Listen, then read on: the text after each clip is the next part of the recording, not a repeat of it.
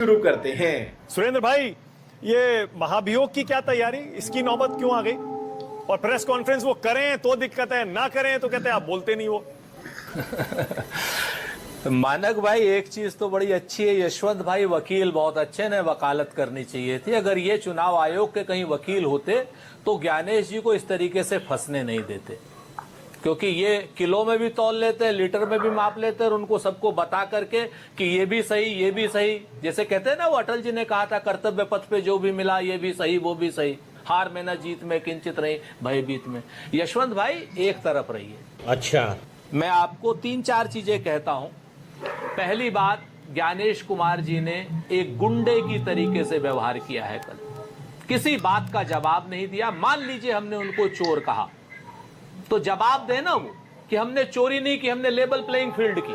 अगर level playing उन्होंने field की तो राहुल गांधी को नोटिस और अनुराग ठाकुर को कोई नोटिस नहीं, और आप कहते हैं उनके बारे में भाषा कुछ ठीक ना नहीं है। कहें। सुरेंद्र भाई, गुंडे जैसी भाषा ठीक नहीं है, संवैधानिक पद। सर अभी अब एक मिनट, मुझे मेरी भाषा बोलने दीजिए। यहां पर अगर क्या नाम संसद के अंदर संवैधानिक पद पर बैठे हुए राहुल गांधी जी को तमाम तरीके की बातें कही जाएंगी तो निश्चित तौर पर जवाब मिलेगा। ये चीज को देखिए सर, मैं बिल्कुल पूरी तरीके से बात कहता हूं। तो अगर गुंडे जैसी भाषा का इस्तेमाल करेंगे तो गुंडा ही कहा जाएगा, साफ सी बात है। ठीक है, समझ गया। एक बात मैं आपको बताता हूं। दूसरी बात, वो अगर व्यवहार ऐसा कर रहे हैं, आप दोहरापन अगर चुनाव आयोग कर रहा है, अनुराग ठाकुर जी को कोई नोटिस नहीं, उन्होंने तो 6 लोकसभा की क्या नाम कच्चा चिट्ठा चुनाव आयोग का रख दिया, जिसका हम भी समर्थन करते हैं। हमारा तो कहना यह है कि वहां पे 2-2 लाख वोट अगर फालतू इन लोगों ने नहीं किए होते, फर्जी नहीं किए होते, तो हमारी जीत 2-2 लाख और बढ़ गई होती। नंबर 1। नंबर 2, हमको क्या नाम कागज में मतदाता सूची दे रहे हैं, उनको शायद इलेक्ट्रॉनिक दे रहे हैं, तभी तो एक दिन में हो गया ना। नमस्कार दोस्तों, मैं हूं सुनील और आप देख रहे हैं क्विक रिएक्शंस। क्विक रिएक्शंस में आप सबका एक बार फिर से स्वागत है। आज का वीडियो होगा वही सेम, फिर राहुल गांधी ने इलेक्शन कमीशन के ऊपर वो ये इल्ज़ाम लगा दिए हैं और फॉर्मल तरीके से जवाब मांग रहे हैं। इसी हवाले से कर होगा। और क्या बोलते हैं, आलोक शर्मा ने ऐसा बेइज्जती किया है राहुल गांधी को, राहुल गांधी कह के। आप ही लोग सुनिए वीडियो में। चलिए वीडियो देखते हैं, बहुत ही मज़ेदार होने वाला है। पूरा वीडियो देखिए और चैनल को सब्सक्राइब करके जाना।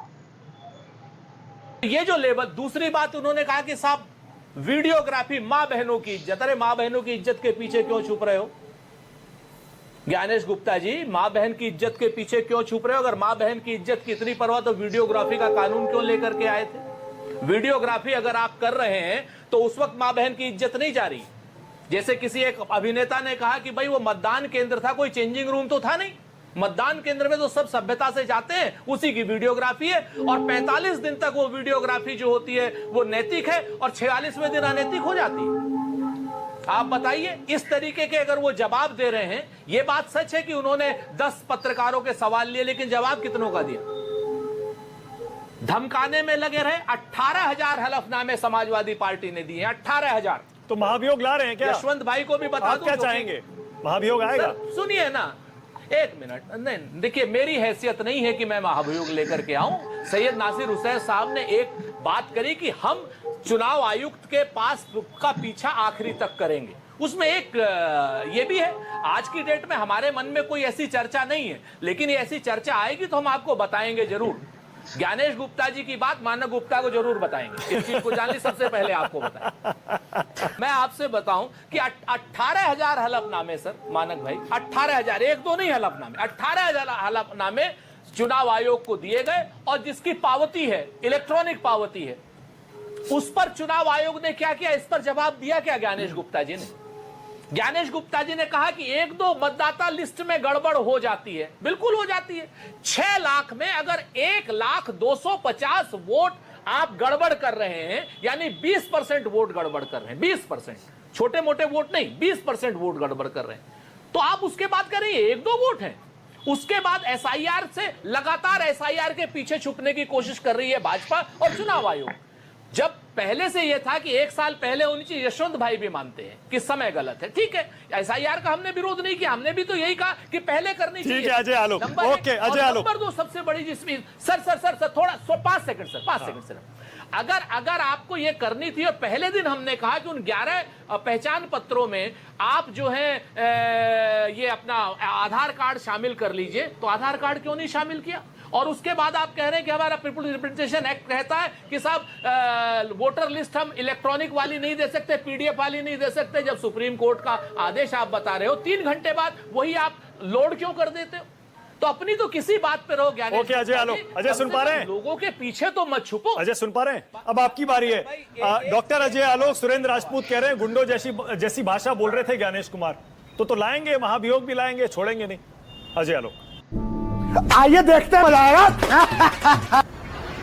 देखिए, अब मुख्य चुनाव आयुक्त को भी गुंडा कह दिया, आर्मी चीफ को गुंडा, गली का गुंडा बता ही चुके थे, तो भाषा किसकी कैसी है वो भी स्क्रीन पे सब कुछ सुन रहे हैं, सब कुछ देख रहे हैं और आचरण भी देख रहे हैं।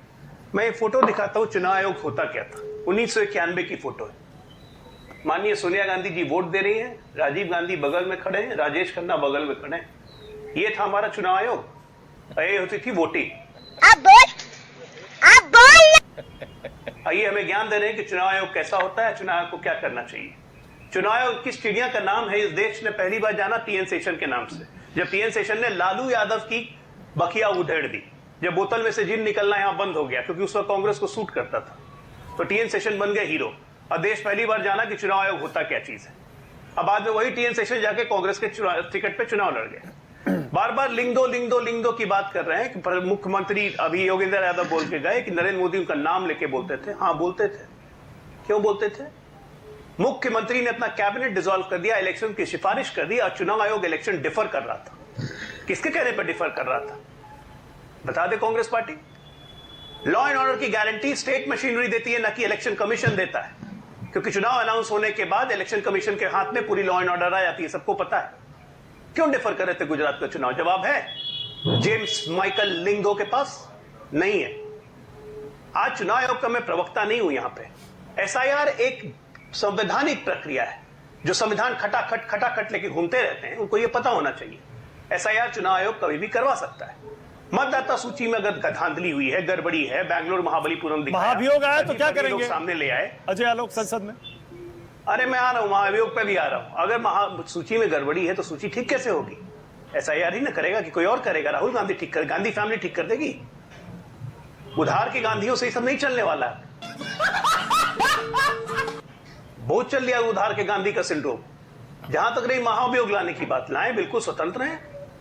विपक्ष है ना, 99 के चक्कर में विपक्ष है, ले आए 99 वाले के सुन के बाकी विपक्ष भी। इस देश का मजाक बनाना है, चुनाव के संवैधानिक संस्थाओं का मजाक बनाना है, तो लाइए महाभियोग। अब महाभियोग लाने की बात कौन कर रहा है? सुनिए, आपके सामने नासिर हुसैन बात कर रहे थे, ये कह रहे थे हम तमाम तरह के हथकंडे अपनाएंगे। हथकंडे इज नॉट अ गुड शब्द, ये हमेशा नेगेटिव एस्पेक्ट में कहा जाता है हथकंडे। ये कौन है नासिर हुसैन? राज्यसभा का चुनाव जीते थे तो बैंगलोर विधानसभा में क्या नारा लगा था? पाकिस्तान जिंदाबाद। तुम्हें शर्म है कुछ? तो ये भी हथकंडा है क्या कि देश को अस्थिर करने के लिए, देश को डिस्टेबलाइज करने के लिए, कैओस करने के लिए हर हथकंडे अपनाएंगे? तो अजय ओके अजय, एक बड़ा बुनियादी सा सवाल बन गया क्या ये लोग? एक बड़ा बुनियादी सवाल पूछ रहा हूं। आपको नहीं लगता कि चुनाव आयोग को कल जो प्रेस कॉन्फ्रेंस की उसने वो या तो नहीं करनी चाहिए थी या फिर सोच समझ कर बोलना चाहिए था? क्योंकि ऐसा लग रहा है विपक्ष अपनी रणनीति में कामयाब हो गया।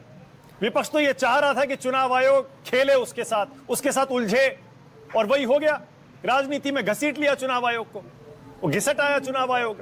राजनीति के मैदान में पिच पर चीफ इलेक्शन कमिश्नर आ गए क्या? चुनाव आयोग के गर्भ से ही तो सारे राजनीतिक दल पैदा होते हैं। वहां रजिस्ट्रेशन नहीं होगा तो कोई चुनावी दल पैदा ही नहीं होगा।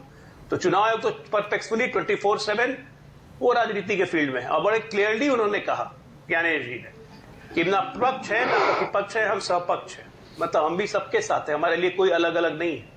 आपकी नजरों का फेर है, 56 साल की उम्र का चश्मा लगा हुआ आपको, इसलिए आपको दिखता वही चीजें जो दिखनी चाहते हैं।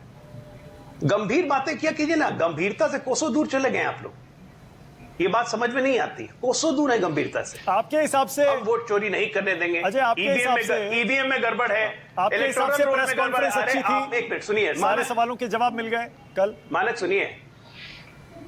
सुनिए, एक राजनीतिक दल के लिए वो प्रेस कॉन्फ्रेंस नहीं था, वो प्रेस कॉन्फ्रेंस पूरे देश के लिए थी। मेरे कहने से कि प्रेस कॉन्फ्रेंस बहुत अच्छी है, मेरे ना कहने से प्रेस कॉन्फ्रेंस बहुत खराब हो गई, नहीं होने वाला है। देश के लोगों का परसेप्शन क्या होता है उस प्रेस कॉन्फ्रेंस से, वो तो चला गया, मैसेज गया। लेकिन एक बात याद रखिए मानक, रोटी अजय आलोक ने तो बहुत स्ट्रिक्टली ये लोग को बोल दिया है कि कैसा लगा आप सब लोग को ये वाला वीडियो? अच्छा लगा तो प्लीज़ लाइक शेयर और सब्सक्राइब करना। मिलते हैं अगले वाले वीडियो पे। जय श्री राम।